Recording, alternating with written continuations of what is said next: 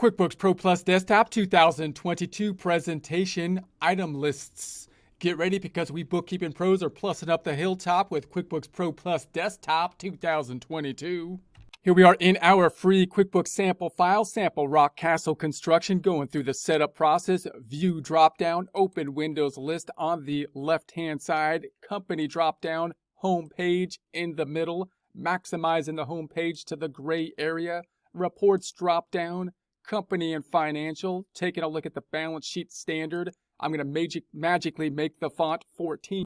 Font now at 14. One more time, reports drop down, company and financial, profit and loss, magically making the font 14. Magic has once again happened. We're going to go back to the home. On the left-hand side, we're looking at the items now, which could be found in multiple different areas. One is on the home page. It's not part of one of the flows because it's not something that you're going to do during the normal process, the normal cycles, vendor, customer, employees cycle, but rather it's on the right-hand side under the list, it's a list item under the company section, items and services. We will find it. I will go into it shortly by going to the lists dropdown, it being another item that you can think of as a primary type of lists using QuickBooks terminology. Now, before we go into it, however, let's think about what they are used for. They're going to be the underlying foundational tools that will be used to make some of the data input forms, these data input forms on the home page, which create the financial statements as we enter them, the data input forms creating the financial transactions, such as the invoice, the sales receipt, and sometimes the bills, will be driven and made more easy to do the data input if the items are set up properly. Let's take a look, for example, at the invoice first to get an idea of that.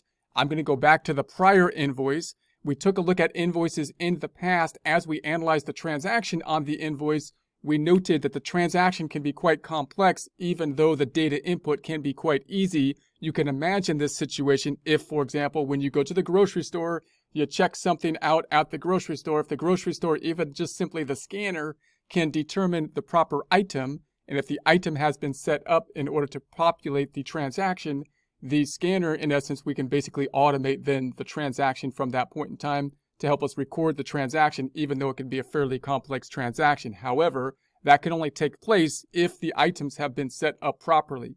So as we populate the invoice, we need to be able to recognize what item is being sold, if we're selling them, or if we're purchasing items when we purchase the inventory.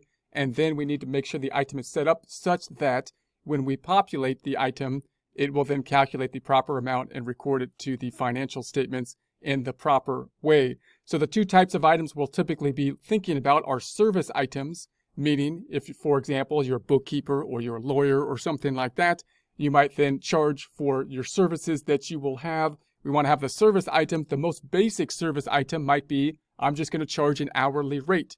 But remember that charging an hourly rate can be a little bit more complex. And even if you're charging an hourly rate, you might have different items that you're going to be setting up for possibly multiple different types of workers, meaning you might have different staff at different staff levels, which you charge different rates for, and you're going to have basically different items to charge out the different rates. That will make the billing process or the invoicing process a lot easier when you go through the invoicing. Even if you're in a service item, also realize you might want to then see if there's any way that you can bundle your services together to come up with a standard price so that you can reduce the amount of your billing time and reduce the amount of tracking of the time. And you might do that, for example, with bookkeeping by saying, hey, look, I'm going to charge you by the number of transactions I have or the number of accounts that are impacted, and actually count those transactions. And then you can basically say, if you're within this range of transactions, I'm going to charge you this fixed amount, having the item then pick up that bundle, setting a set price for that actual activity that is being done. And then that'll be a little bit more standardized, a little bit more easy to do, rather than trying to see if your time was properly input, if people spent the proper amount of time on it, if you're charging the right billable rate. If you have inventory, then clearly the item needs to be identifying the inventory on something like the invoice. It needs to record the sales price so that we could charge the proper sales price, billing the client, or in this case, invoicing, billing the client, same idea. And it also needs to track the inventory if we're tracking inventory in QuickBooks, as we saw when we looked at the invoice, decreasing the transaction related to the invoice, decreasing the inventory on a unit by unit level as well, so that the subsidiary ledger shows the number and units of inventory and recording the cost of goods sold, those two amounts not actually on the invoice, but driven by the invoice from the item. In a similar way, as you can imagine, the cost of a transaction at the grocery store is basically being recorded when you scan, in essence, the grocery item that is there, or the scanner does that for you. So that's going to be the general purpose of the items. They're going to be really important to set up. If you're going into a company that has already set up the items, then hopefully the items are set up properly and you could just go forward from there and be consistent going forward, only needing to add new items as they come up and or change items when there's a need to change them. If you're starting a new company, then setting up the items properly is a really important component depending on the type of industry that you're taking a look at. Most industries that are billing, of course, are going to need that, or if you're working at a cash register or something, you're going to need to think about that somewhat in depth. We'll think about that when we create the new company file in the second half of the course, actually creating items as we go and then populating our invoices. Closing out the invoice up top.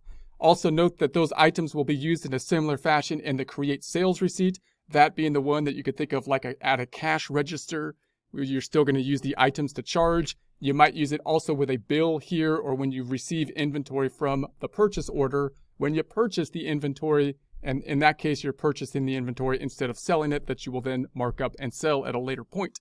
Let's go into the items lists for sample rock castle construction. I'm going to do that by going to the lists drop down, remembering that items are a major kind of list category because they're in the lists drop down for QuickBooks. Item list. So here's going to be our item list. I'm going to close this item on the left-hand side.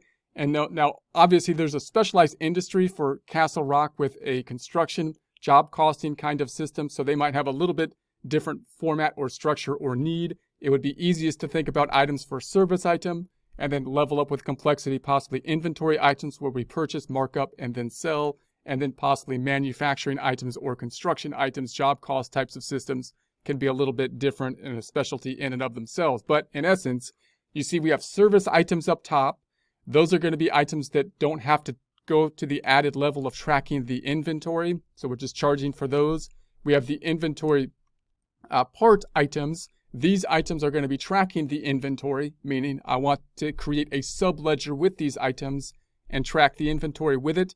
And then you have the non-inventory parts down below, which are kind of inventory issues, but we're not actually tracking the inventory for those items in QuickBooks, possibly because it wouldn't be worth our time and effort to track it within the QuickBooks system, possibly because it's something like glue or something like that, where it's kind of like inventory, but we're not tracking it because it would take too much time and effort to do so in that case. So that would be the idea. If we wanted to set up the items, then we'd go to the items drop down below. We can add then a new item. In order to set up a new item, let's just take a look at some of them that have been set up. For example, let's take a look at this framing labor. Go into the item, and I'm going to say edit. Let's edit that item. In the drop down, that's really a rise up. And then there we have it. So notice it's been set up as a service item. They just put the name as the framing name is going to be set up here. And then we have the rate. That's what's going to be showing up on the invoice when we charge for it. We don't need any cost in this case because we're not buying it. It's a service item. This is going to show whether it be taxable or non-taxable with regards to sales tax. In other words, when we create an invoice or sales receipt, do we have to charge the customer sales tax on it? Service items typically do not have sales tax in the United States, so we have to choose the applicable portion there, non here. Then we have the account that's going to be impacted, and because we're in like a construction kind of system, it might be we have a lot of different income accounts, in other words, but we're choosing an income account that's going to be hit when we record this because we're going to record it with an income type form, the invoice or sales receipt. So I'm going to close this out.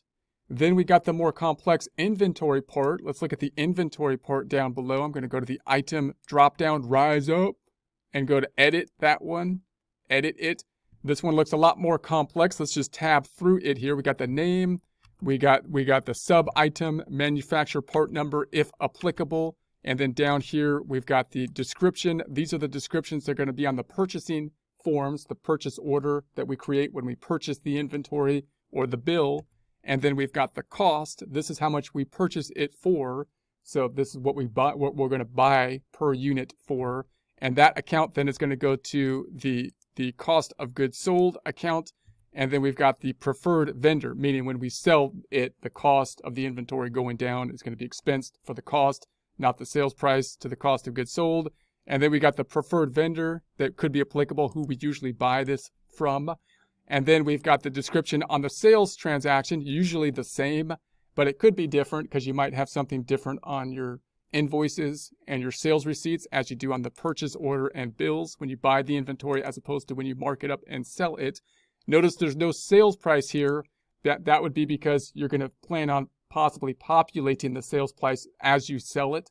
So you might then add the sales price basically as you go. If it was a fixed sales price, then you would add the sales price here. It would then populate the sales price when you record the invoice or sales receipt. You got to determine if it's going to be taxable or not. Now we're talking about an inventory item. So if you're talking sales tax, meaning tax we're charging to the customer, then inventory items are more likely to be subject to sales tax, and which is a state and local tax generally. And then we've got within the United States, and then we've got then the income account that's going to be affected. Once again, an income account that's going to be affected as we record the transaction. Closing that out. Then we also have the inventory part, which is a non-inventory. Let's take a look at that real quick. We're going to go to the edit, the item, and here we have the inventory, but it's a non-inventory part now at this point. Similar kind of layout. We've got the item name, manufacturer part if applicable, and then it says here this item is used in assemblies or is purchased for a specific customer job. So that's going to make it be treated a little bit differently for the job cost system, and we might not be tracking then the inventory within the subsidiary ledger. We got the purchase, which we're going to have it at the 2000. The account, same kind of idea with the account that's going to be cost of goods sold. A preferred vendor, if applicable. They don't have a sales price here, which means that if you were going to add a sales price when you populate it, you'd add the sales price at that point in time. Tax is applicable. And once again, we've got the materials income. Closing that out. And you'll note here as we go through this, if you look at just the rows up top, you got the name, you got the description, you got the type that it's going to be given that we went over, the account, and then the quantity. And notice that these service items, the ones that are serviced, obviously do not have a quantity because we're not counting the quantity. These items down here that are inventory parts, we do have a quantity because we're tracking those within the system. If I was to generate an inventory summary report, these are the kind of items that we would see. The items down here, although when we did the looking into the item, they look similar to the inventory part, we don't have that tracking situation with the tracking in the quantity of the inventory units within the QuickBooks system. So those are going to be the major items that we're going to be considering. We'll talk more about items when we set those up in the second half of the course.